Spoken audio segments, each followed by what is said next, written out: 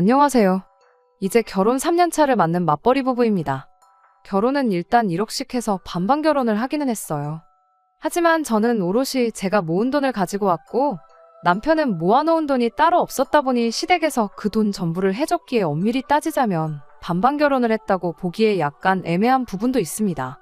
여태까지는 이 사실이 저희 결혼 생활에 있어서 제 발목을 잡게 만드는 일이 될 거라고는 생각도 못했어요. 남편이 돈을 모아놓지 못한 이유는 취직이 다른 사람들에 비해 늦은 편이기에 그렇습니다. 그리고 제가 사회생활을 남들보다 조금 빨리 시작했다는 이유도 한몫하겠고요. 영화 보는 것 말고는 딱히 취미라고 부를 만한 것도 없던 저였다 보니 돈 모으는 것도 딱히 없었어요. 남편이 취직을 늦게 한 데에도 이유가 있습니다. 처음 연애를 시작했을 때만 해도 저희 둘 다 직장인이었어요. 연애 시작하고 1년 뒤에 남편이 제대로 사람 대우해주는 그런 회사에서 일을 하고 싶다며 다니고 있던 회사를 그만두게 되면서 공백기가 생기게 되었거든요. 남편이 다니고 있던 첫 직장이 문제가 아주 많은 회사였어요. 직원 수도 40명이 넘는 규모가 조금 있는 회사였는데도 불구하고 정말 제대로 된 사람 대접을 해주는 곳이 아니었거든요. 남편이 정식으로 이력서를 내서 취직을 한 건 아니었어요.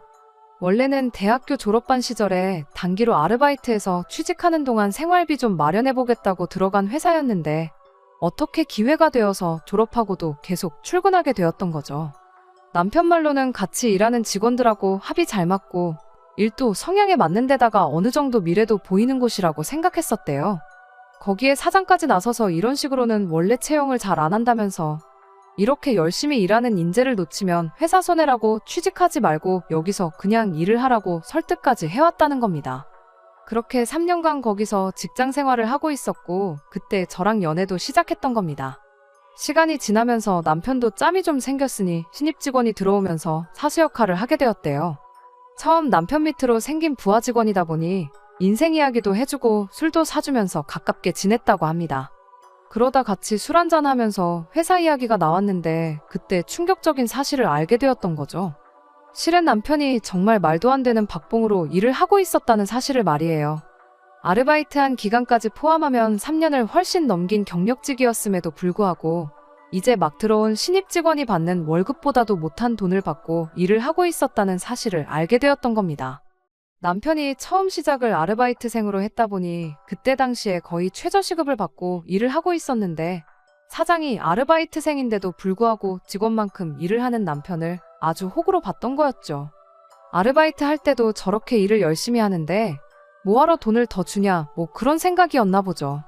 남편이 아르바이트에서 직원이 되면서 월급을 많이 올려주긴 했는데 많이 올려줬다고 해도 회사에서 뽑는 신입 직원이 받는 돈보다 훨씬 못한 돈을 주기로 했던 거예요. 남편 잘못이 아예 없는 건 아니죠.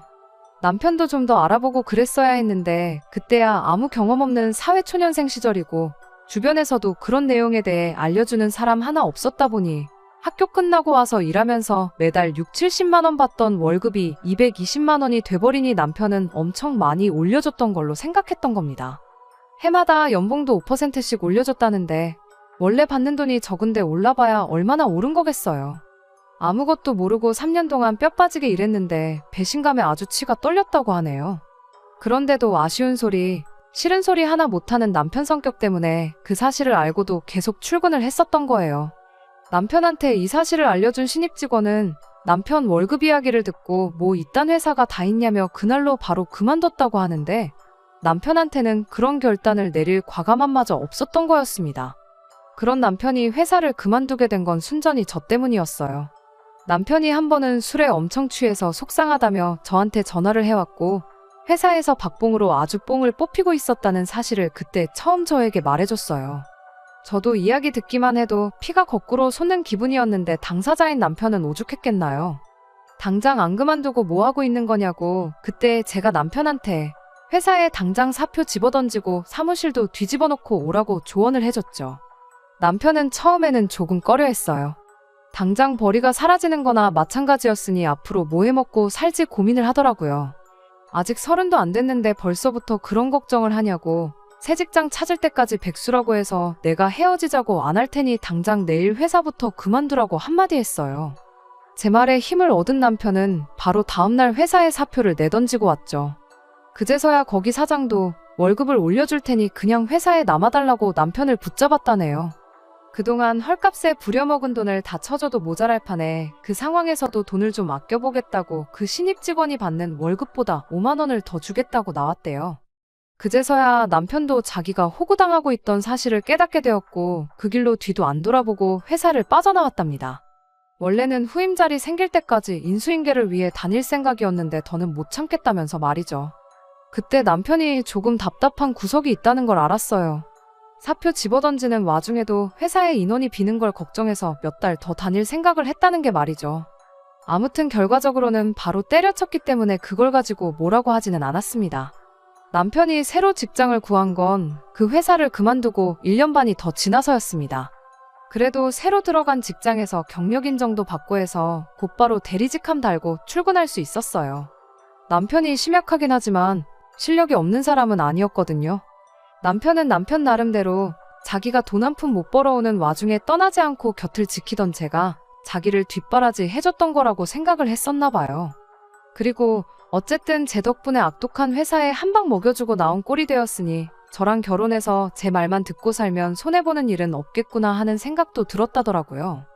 새 직장에 들어가고 나서 얼마 지나지 않아서 저한테는 평생 갚아도 모자랄 신세를 졌다며 자기랑 결혼해주면 그 은혜를 평생에 걸쳐서 갚아주겠다고 저에게 청혼을 해왔죠. 그리고 그렇게 저는 남편과 결혼을 하게 되었습니다. 연애하는 동안은 아무 문제가 없었거든요. 아쉬운 소리 못하고 조금 답답하고 못 믿어온 구석이 있다는 건 알고 있었지만 바꿔 말하면 웬만한 거 다 저한테 맞춰주는 착한 사람이었으니 적어도 결혼하면 어이없는 걸로 싸울 일은 없겠구나 싶었어요. 남편이 모아놓은 돈은 없었을지언정 시댁에서 똑같이 1억을 해주겠다고 했으니 결혼자금 문제도 딱히 따지고 들 게 없었죠.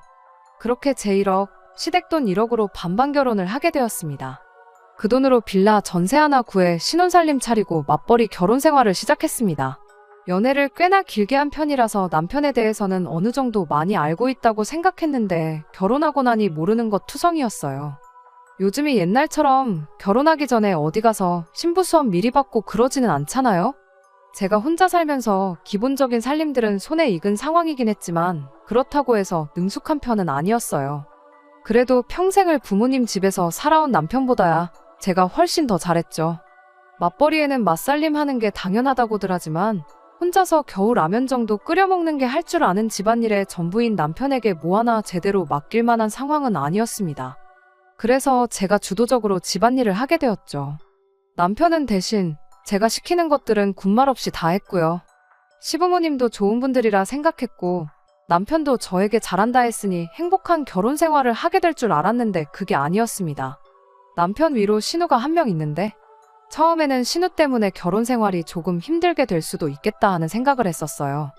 팔이 안으로 굽어서 그런 건지 이유는 모르겠지만 신우는 제가 남편보다 한참 모자라다는 생각을 하는 듯 보였고 대놓고 저를 못살게 굴지는 않았지만 탐탁치 않아 한다는 티를 그렇게 내고 다녔거든요. 저희가 결혼식 올리고 나서 얼마 지나지 않아 집들이를 했어요.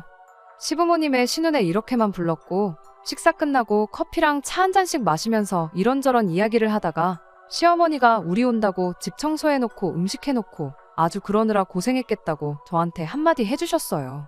그 말에 남편도 나서서 많이 도와줬다고 힘쓰는 건 남편이 다 도와줘서 별로 힘들지 않았다고 대답했는데 신우가 괜히 트집 잡으면서 한마디 하더라고요. 그깟 집안일 뭐 얼마나 대단한 거 한다고 기어이 남편을 부려먹는다고요. 그 자리에 심해부도 있었는데 자기 얼굴에 침 뱉는 격이라는 걸 몰랐나 봐요. 저도 모르게 신우한테 그럼 심해부님은 형님 집안일 할 때 구경만 하고 하나도 안 도와주시냐고 놀라면서 되물었어요. 모쪽을 주려고 작정하고 그런 게 아니고 정말 저도 모르게 튀어나온 말이었는데 신우가 얼굴이 시뻘개져서 아무 말도 못하고 있었습니다. 아무튼 그 발언을 시작으로 신우가 아주 스위치가 켜져서는 온갖 불만을 이야기하기 시작했어요. 그러다가 튀어나온 말이 우리 집에서 니네 결혼할 때 얼마를 해줬는지나 아냐? 우리 엄마 노후자금 다 털어서 해준 건데 고마워하진 못할 망정 신우 말에 말대꾸를 하고 있느냐 하면서 열을 내기 시작했죠. 시댁에서 많이 도와준 건 사실인데 말씀드렸다시피 저희 반반 결혼했거든요. 신우가 그 사실은 모르나 싶었죠. 결국 신우가 혼자 저렇게 분노를 표출해버리는 바람에 집들이 분위기도 흐지부지 돼서 그대로 다들 집에 돌아가게 되었죠.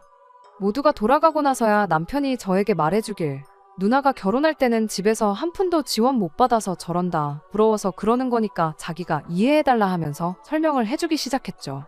저도 그때까지는 경황이 없었을 뿐 아무 생각이 없었는데 상황이 정리되고 나서 곰곰이 생각해보니 뭔가 의아한 점이 한두 군데가 아니더라고요. 일단 결혼지원금 받을 때 그게 시부모님 노후자금이라는 이야기는 그때 당시 아무도 저한테 이야기해준 적 없는, 모르는 사실이었어요. 시부모님이 결혼을 일찍 하셔서 아직도 나이가 많은 편이 아니세요. 저희 결혼했을 때만 해도 아버님이 60대 초반이고 어머님이 50대 후반이셨죠.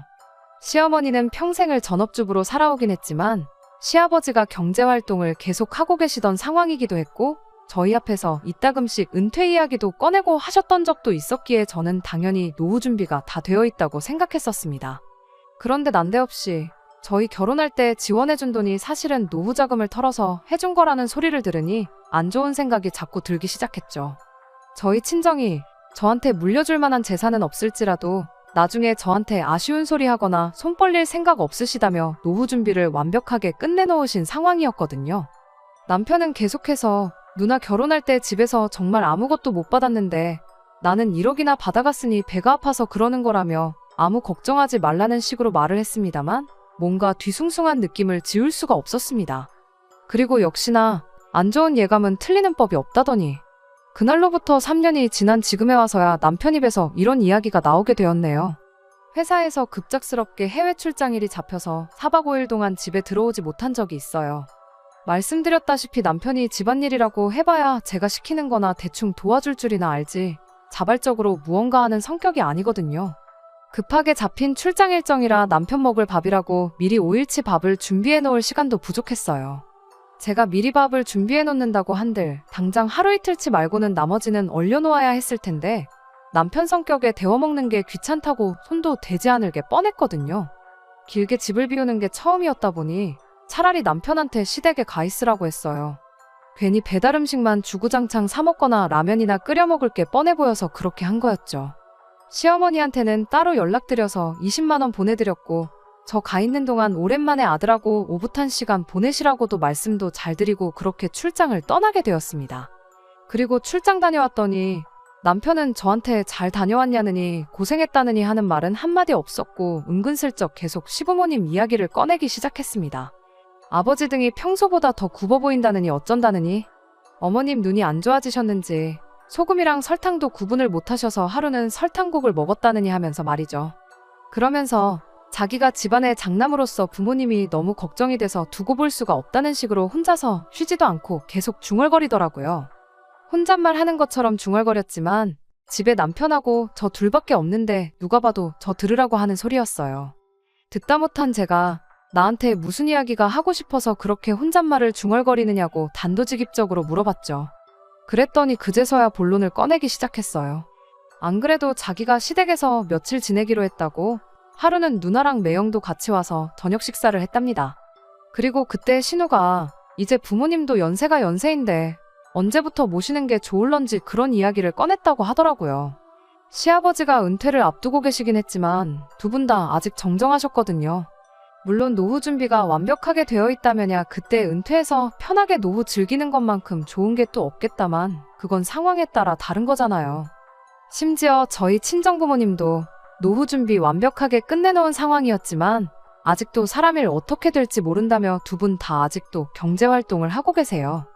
평생 사무실에서 펜만 굴리시던 친정아버지도 정년퇴직 후에 놀고만 있을 수 없다며 아는 분 가게 나가서 청소도 도와주고 굳은 일 마다하지 않고 그러면서 생활비를 벌고 계시거든요. 예전이야 환갑이었지. 요즘 100세 시대라는데 아직 두 분 다 정정하시고 일할 거리 찾는다면 얼마든지 찾을 수 있을 텐데 왜 벌써부터 합가 이야기를 꺼내느냐고 남편한테 대놓고 물어봤어요. 그랬더니 남편이 저보고 왜 이렇게 공감 능력이 떨어지냐며 혼자 열을 내더라고요. 아직 합가하자고 말을 꺼낸 것도 아닌데 뭐 그렇게 예민하게 구냐며 눈치를 주기 시작했습니다. 그러면서 저한테 한다는 소리가 시부모님이 우리 집에서 같이 살게 되면 그만큼 이득 보는 게 많은 거 모르냐고 따지더라고요. 이득은 무슨 이득이냐고 했더니 어머님이 같이 살게 되면 나중에 우리 아이 태어나면 애도 대신 봐주실 거 아니겠냐고, 그것만 해도 제 월급에 애 봐주는 사람 구하는 것까지 생각하면 달에 500만 원은 이득을 보는 거랍니다. 그것뿐이겠냐며, 어머님이 살림도 대신 다 해주실 거 아니겠냐며, 그것도 한번 계산을 해보라는 거예요. 하루에 하는 집안일을 2시간씩만 잡아도 우리 시급으로 계산하면 그것도 달에 200만 원은 좋게 될 거라면서 말이죠. 그리고 어차피 내가 집안의 유일한 아들이니 나중에 가면 부모님 모시고 살게 될 게 당연한 건데 당장 내일부터 모시나 나중에 가서 모시나 달라질 게 뭐가 있냐고 하더군요. 마치 저한테 선택권이라고는 없다는 듯이 딱 잘라서 말을 하더라고요. 평소에 언변이 그렇게 좋은 사람이 아닌데 입에 모터가 달린 것 마냥 따다다 쏘아대는 걸 보니 누가 보면 미리 연습이라도 한 줄 알겠다 싶더라고요. 그래서 남편한테 나는 시부모님 모시고 살 생각은 추호도 없다 말하고, 남편이 주장하는 합가를 해야 하는 이유에 대해서 하나씩 조목조목 반박해줬습니다. 당신 말 맞다나 시어머니가 살림해주고 나중에 아이 태어나고 애 봐주시고 그러는 거 생각해보면 분명히 도움이 되는 건 맞는 말이다만 앞뒤가 맞지 않는 거 아니냐고요. 시부모님 모시고 살고 싶다는 이유가 여태껏 고생하신 부모님 이제 좀 편하게 해드리고 싶어서 그런 거 아니냐고요.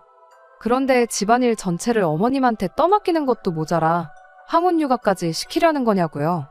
굳이 모시고 살지 않아도 어머님은 어머님대로 지금 시댁에서 집안일 혼자서 하고 계시는 거 아니냐고. 그런데 육아까지 떠넘겨버리면 어머님은 오히려 2배로 더 힘들어지는 거 아니냐고 물었죠. 역시나 남편은 그 부분은 생각을 못한 건지 쩔쩔매면서 횡설수설 하더라고요. 그러면 퇴근하고 와서 우리가 하면 되는 거 아니냐는 어이없는 대답을 하더라고요.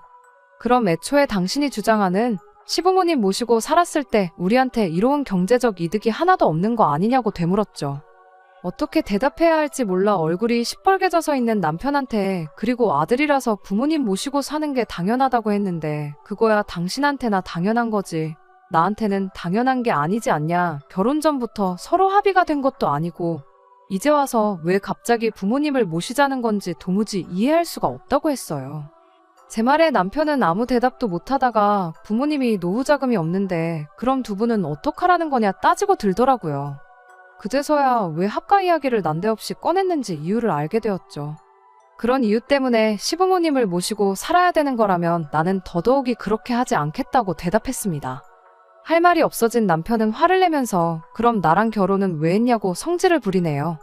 언제부터 이렇게 자기 주장 내세우며 고집 부리는 사람이었는지 연애 3년에 결혼 3년 가장 가까이서 지켜봐왔던 그 사람이 맞나 싶어요. 제 말만 들으면 앞으로 손해보고 살 일은 없겠다며 결혼하자고 해놓고서는 왜 가만히 있는 저를 시부모님 노후 따위는 신경도 안 쓰는 그런 나쁜 며느리를 만드는지 싶네요. 정말이지 결혼지원금 한번 잘못 받았다가 졸지에 팔자에도 없던 시집살이를 하게 생겨서 정말 답답합니다. 어떻게 딱 잘라 말해야 남편도 고집 그만 부리고 포기할런지 뭐 좋은 방법이 없을까요? 정말이지 여러 가지 생각에 잠기게 만드는 하루입니다. 후기입니다. 좀 더 빨리 후기를 보내드리고 싶었는데 경황이 없어서 이렇게 모든 일 마무리 짓고 나서야 이렇게 후기를 보내드리게 되었습니다. 결론부터 말씀드리자면 남편과는 이혼하고 각자 갈 길 가기로 했어요. 아들이면 부모님 모시는 거 당연한 거라 했으니 아마 남편은 소원대로 시부모님 모시고 살게 되겠죠. 사실 그건 궁금하지도 않아요. 남편하고는 그날부터 냉전 상태에 돌입했는데 아침이면 아침마다 퇴근하면 퇴근한 대로 저한테 생각 좀 해봤냐며 계속해서 시부모님을 모시고 살 것을 강요해왔습니다. 그런데 알고 보니 이 모든 일에 배우의 신우가 개입하고 있었다는 사실을 알게 되었어요. 하기야 싫은 소리도 한마디 제대로 못하던 사람이 자기 고집 부리고 저러는 데는 다 이유가 있을 거라고 생각했어요.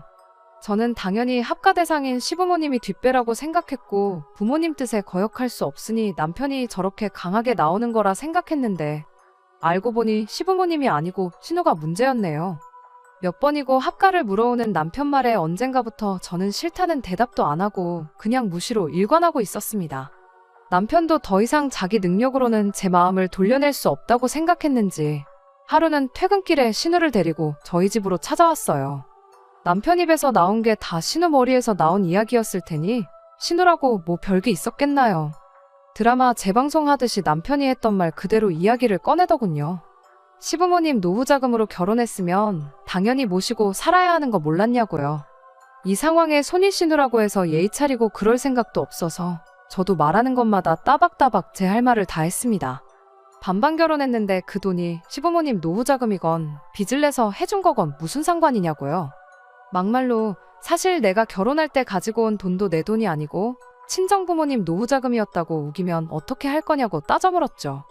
그러면 저도 친정부모님 노후 자금으로 결혼한 게 되는 거니 당장 내일부터 친정부모님도 이 집으로 모셔오면 되는 거냐고요. 신우는 말로는 안 되겠으니 억지를 부리더라고요. 출가회인 이야기를 꺼내면서 친정보다 시댁이 먼저라는 소리를 꺼내더군요. 자기도 따지고 보면 며느리면서 출가회인 이야기가 하고 싶나 싶더라니까요. 그래서 저도 출가회인이면 출가회인답게 친정일에 신경 끄고 형님이나 알아서 잘하라고 했어요. 당장 형님도 시부모님 모시고 사는 것도 아니면서 무슨 자격으로 남의 집 일에 감나라 배나라 하고 있냐고요. 그제서야 신우도 억지 부린다고 제가 호락호락 넘어갈 사람이 아니라는 걸 깨달았는지 조건을 걸어오면서 회유를 시작하더라고요. 그리고 이 합가 사태가 이렇게 갑작스럽게 그것도 신우의 주도하에 일어나게 된 진짜 이유를 알게 되었습니다. 시부모님이 살고 계신 빌라가 요즘 시세로 2억 정도 한다고 하더라고요. 그리고 자기는 저희 결혼할 때 남편이 지원받은 만큼 꼭 받아야 적성이 풀리겠답니다. 그러면서 조건을 제시하길 시부모님 집을 팔아서 그 돈을 정확하게 반반씩 나누자고 하더라고요. 그러면 저도 1억이 생기는 거니 손해는 아니라면서요. 하지만 여기에는 큰 함정이 있었죠. 속이 뻔히 보여서 함정이라고 할 것도 없어요. 시부모님 집을 팔면 시부모님은 어디 가서 사느냐 따져물으니 당연히 니네가 모시고 살아야지 이러고 있더라고요. 고작 1억 받자고 제가 앞으로 못해도 30년 평생을 시부모님 모시고 살겠다고 하겠냐 물으니 저보고 피도 눈물도 없는 년이라며 그럼 우리 엄마 아빠 길바닥에 노숙이라도 하라는 거냐며 욕짓거리를 쏟아붓더라고요. 그렇게 부모님 노후 자금 걱정하는 딸이 정작 뒤에서 하는 짓이라곤 멀쩡히 잘 살고 있는 집 팔아 그 돈 꿀꺽하고 동생한테 오갈곳없는 부모님을 떠넘기는 거냐고 피도 눈물도 없는 게 대체 누구냐고 되받아쳐줬네요. 자기도 말문이 막혔는지 혼자 부들부들대면서 악을 쓰다가 그럼 부모님 노후 자금이나 뱉어내라고 엄포를 놓길래 반반 결혼한다고 받은 돈을 내가 왜 뱉어내야 되냐고 그렇게 효녀 노릇이 하고 싶으면 여기서 이럴 게 아니고 시부모님 모시고 외식이나 다녀오라 한마디 해주고 저는 방으로 들어가 버렸습니다. 아예 상대를 안 해주니 신우 혼자 길길이 날뛰다가 결국 포기하고 돌아가더라고요. 그 와중에도 차비 쓰기가 싫었는지 남편 보고 태워다 달라더군요. 남편은 거기서 속도 없이 신우를 집까지 데려다주고 왔습니다. 이걸로 끝났더라면 이혼까지는 안 했을 텐데 차 안에서 신우한테 무슨 소리를 듣고 온 건지 집에 돌아온 남편이 다짜고짜 오냐오냐 해줬더니 시댁 무서운 줄 모르고 가장인 나도 우습게 보는 거냐며 2차전을 시작하는 겁니다. 이쯤 되니까 돌이킬 수 없는 데까지 왔구나 하는 생각이 들었습니다. 남편을 설득해 놓으면 신우가 와서 저러고 신우의 말을 무시하면 남편이 와서 저러는데 모르긴 몰라도 이게 앞으로 펼쳐질 제 결혼 생활이라는 게 안 봐도 뻔하더라고요. 이미 저는 시부모님 사정이 어떻게 되었든 간에 길바닥에 내몰면 내몰았지 모시고 살 생각은 추호도 없는 그런 사람이 되어 있는데 여기서 제가 뭘 더 어떻게 해야 하나 싶어서 그 자리에서 포기해버렸어요. 남편한테 원하는 대로 신우한테 결혼할 때 받은 돈도 돌려주고 시부모님도 모시고 살라고 한마디 해줬죠. 분위기 파악을 못하는 건지 남편은 제가 이제서야 자기 말을 듣는 건 줄 알고 입이 귀에 걸려서 웃더라고요. 언제쯤 오시라고 하면 되겠냐, 방은 어떤 방을 정리하면 되겠냐 혼자 들떠서 신이 나 있더라고요. 아무 때고 당신 원할 때 하면 되고 안방을 들여도 되니 알아서 하라고 했습니다. 그리고 저는 방에 들어가서 제 짐을 꺼내기 시작했죠. 남편은 내일 당장 모시는 거 아니니 천천히 하라고 아직도 착각을 하고 있더라고요. 그 길로 남편한테 나는 일단 친정에 가 있을 테니 서류 준비되는 대로 만나서 재산 분할은 어떻게 할 건지 정확하게 정산 한번 해보자고 했습니다. 반반 결혼했고 똑같이 맞벌이 했으니까 정확하게 절반 나눌 거고 정확한 정산은 나중에 날 잡아서 한 번에 하자고 말했습니다.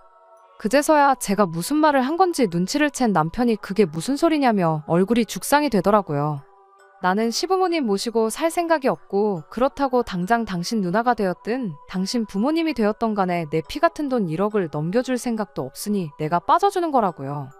나만 빠져주면 우리 돈 1억이 아니라 네 돈 1억을 부모님한테 돌려드릴 수 있는 거 아니냐. 그러니까 이혼하고 그걸 신우랑 공평하게 나눠갔던 그 길로 부모님 모시고 살면서 아들로 태어난 도리를 하던 그때부터는 당신 좋은 대로 하면 되겠다고 말이죠. 남편이 아연실색을 하면서 이혼 말고 다른 방법이 있을 거라며 그제서야 같이 머리를 맞대고 좋은 방법이 있는지 한번 고민 좀 해보자고 하는 겁니다. 그래서 어디 한번 지금 이 상황에 이혼보다 더 좋은 방법이 있는지 지금 당장 말해보라 그랬어요. 시간 넉넉히 줄 테니까 천천히 생각해보라고 말이죠. 신우랑 한통속이라 저러는 거지. 남편도 합가를 하던가 생돈을 날려야 하는 말도 안 되는 양자택일을 강요받고 있다는 사실을 알고는 있던 건지 아무 말도 못하더라고요. 결국 좋은 방법이라고 내놓은 아이디어가 어차피 우리 맞벌이 하고 있고 아이도 없으니 경제적으로 어려울 게 없지 않냐면서 앞으로 매달 100만 원씩 신우한테 보내주잡니다. 그러면 4년이면 5천만 원이지 않냐고. 그렇게 하면 시부모님도 모실 필요 없고 따지고 보면 누나도 똑같이 5천씩 받은 꼴이 되는 거니 더 아무 말 없지 않겠냐면서요. 당신 지금 누나한테 돈을 주고 싶은 거냐? 시부모님 모시고 싶다고 한 거 아니었냐고 반문했더니 아무 대답도 못하고 멍하니 저만 쳐다보고 있길래 그냥 그 길로 짐 싸서 친정으로 향했습니다. 다음 날이 돼서 남편도 아니고 신우도 아닌 시어머니한테 전화가 왔어요. 모르는 척 하는 건지 진짜 모르는 건지는 모르겠지만 이 상황이 시부모님과 상의가 되었던 게 아니라는 걸 알게 되었습니다. 하기야 남편하고 신우가 말하는 꼴을 보니 시부모님 모시고 사는 게 문제가 아니라 돈이 문제였던 거였으니 그럴만도 하겠다 예상은 하고 있었죠. 시어머니는 저한테 사과를 먼저 해왔어요. 그리고 두 번 다시 신우가 저희 앞에서 합가나 돈 이야기 꺼내지 못하게 단도리를 하겠다고 하셨죠. 원래부터 남편이 지 누나 말에는 꼼짝을 못했었다는 이야기를 해주시더라고요. 그제서야 어디 가서 싫은 소리 못하고 결정도 잘 못 내리는 남편 성격이 신우 때문에 그렇게 되었다는 걸 알았네요. 저는 조금만 더 생각을 해봐야겠다 대답했고 전화를 끊었습니다. 단순한 부부싸움이었다면 시어머니 때문에라도 그냥 넘어갔겠지만 남편에 대한 신뢰가 바닥인 상황에서 남편이 신우한테 원래부터 꼼짝도 못한다는 사실을 알게 되었으니 더더욱이 이혼에 확신이 생기기 시작했어요. 그날로부터 이틀이 지나서 저는 이혼을 해야겠다고 결심을 했습니다. 더 길게 끌어봤자 결과는 똑같겠다 싶어서 그 길로 바로 서류 작성하고 집에 가서 남편한테 이혼하자고 했어요. 이혼 서류 건네주면서도 남편이 울고불고 매달리면 어떻게 해야 하나, 마음이 약해지진 않을까 그런 걱정을 했는데 남편이 제 마음 돌려보겠다고 또 제가 몰랐던 이 모든 사건의 전말을 말해줬습니다. 신우가 결혼하자마자도 아니고 3년 만에 이렇게 나온 이유가 따로 있었더라고요. 신우가 남편 몰래 빚내서 주식을 시작했다가 원금 대부분 날려먹고 급하게 돈이 필요한 상황이었다고. 그런데 그냥 그 돈을 해주자니 거절당할 것 같아서 일을 이렇게 크게 만들었던 거라네요. 그거 걸리면 누나가 이혼당할 것 같다고 울고불고 부탁을 해오는데 자기도 안 되는 거 알지만 누나 도와주고 싶어서 그랬던 거랍니다. 하지만 이젠 당장 누나가 이혼을 당하던 말던 손절해버리고 우리 미래만 위해서 살겠다고 말해오는데 긴 말할 것 없고 빨리 이혼 서류에 도장이나 찍어달라고 했습니다. 질질 끌면 나도 소송으로 갈 수밖에 없으니 마무리라도 깔끔하게 하자고요. 이혼을 하는 과정에 있어서 시부모님은 당신들이 돈이 없어서 그런 거라며 계속 저한테 미안하다고 사과를 해왔지만 정작 이 사건의 원흉인 신우는 저한테 전화는커녕 문자도 한 통 보내지 않았어요. 남편과 이혼 서류 제출하고 나오는데도 숙려기간 동안 잘 좀 생각해달라는데 그런 거 생각할 겨를도 없이 속이 너무 후련하더군요. 결혼하면 제 말만 듣고 살아도 손해보는 게 없겠다더니 결국 누나 말 듣다가 자기 인생이 저렇게 망가졌는데 남편도 제정신이면 재산 분할한 돈으로 신우 빚 갚아주고 그러진 않겠죠. 이제 이혼해서 각자의 길을 가기로 했으니 아무쪼록 정신 차리고 살았으면 싶은 따름입니다. 다 끝난 줄 알았는데 이렇게 또 후기를 남기는 날이 올 줄은 몰랐네요. 이혼한 마당에 남편이며 그 식구들과 두 번 다시 얽힐 일은 없을 줄 알았는데 신우가 몸소 전화까지 해줘서 근황을 알려준 덕분에 이렇게 마지막 후기를 남깁니다. 다짜고짜 신우한테 전화가 와서는 너 때문에 내 인생 망했다며 욕짓거리를 하더라고요. 남편하고 이혼하면서 남편은 물론이고 시부모님까지 신우와 등을 돌렸나 봐요. 일단 노후자금이라고 했으니 남편이 재산분할 받은 돈 중 결혼자금으로 받아온 돈을 신우가 아니라 시부모님한테 돌려드렸답니다. 시부모님은 신우가 자기 주식빚 때문에 두 분 모르게 집까지 팔아가며 억지로 저희를 합가시키려 했고 결국 그 때문에 아들 부부가 이혼하게 되었다는 사실을 알고 있으니 제 생각이지만 그게 너무 괘씸했었나 봐요. 시부모님이 신우한테 노후자금 걱정해주더니 왜 이제 와서 주식빚을 갚아달라고 하느냐며 거절을 했다고 하더라고요. 결국 신우는 더 이상 혼자 힘으로는 이자도 메꿀 수 없는 상황이 돼버려서 결국 거액의 빚을 지게 된 걸 남편한테 들키게 되었고, 지금 그것 때문에 이혼당한 애 만회하는 상황이라며 저한테 화풀이를 하려고 전화를 했던 거예요. 그래서 저도 한마디 해줬어요. 피차나도 너 때문에 이혼녀 타이틀을 달게 되었는데 네가 이혼당한다고 하면 내가 뭐 미안해라도 할 줄 알고 전화한 거냐고요. 인과응보라는 말이 괜히 있는 게 아니라고, 지은 죄를 돌려받는 거니 억울해 말고 이참에 여태껏 잘못 살아온 네 인생이나 한번 돌아보라고 한마디 해줬네요. 전화기 너머로 소리를 빽빽 지르던 신우를 뒤로 하고 전화 끊어버리고 번호도 차단해버렸습니다. 이젠 두 번 다시 그 집구석하고 얽힐 일은 없을 거예요. 적어도 이혼의 원흉이나 마찬가지였던 신우 인생의 말로가 저렇게 처참하게 되었다는 거나 위안 삼으려고요. 댓글로 응원해주신 분들께 모두 감사드리며 저는 이번에는 진짜로 작별 인사를 드려야겠습니다. 끝까지 들어주셔서 감사합니다. 오늘의 사연은 여기까지입니다. 구독과 좋아요, 알람 설정 부탁드리고 더 좋은 사연으로 다시 찾아뵙겠습니다. 감사합니다.